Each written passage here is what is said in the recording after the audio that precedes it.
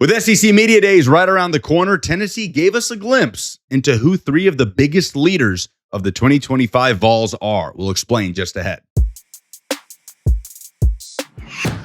Hey guys, Lucas Panzica here from 104.5 The Zone and A to Z Sports. Hard to believe it, but SEC Media Days is basically here. Next week, every SEC head coach plus 3 players from each team will convene with media in Atlanta, Georgia at the College Football Hall of Fame to talk about the upcoming season. It means the season is right around the corner. It is just over a month away, and every school has put out the 3 players that will represent their program in Atlanta for Media Days. And for Tennessee, those 3 players are tight end Miles Kitselman, defensive lineman Bryson Eason, and linebacker Arion Carter. These are the 3 that Josh Heupel has chosen as pillars of the program to represent the 2025 edition of the Tennessee Volunteers. These are the guys that he wants up on a podium in front of a microphone speaking and representing his football team. And none of them are a big surprise, right? Miles Kitselman might be the biggest leader on this football team. I don't know there is anybody on this team that other players rally around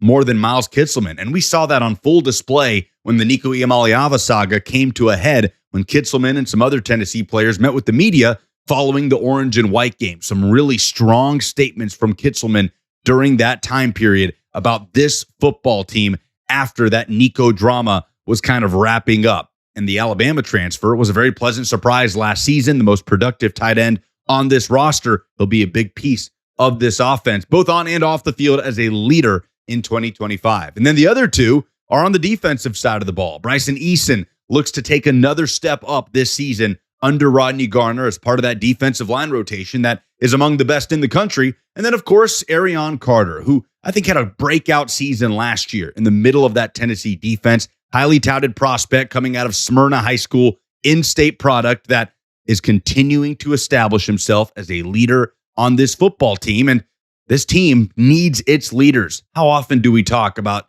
unproven but talented as a key descriptor to this Tennessee football team?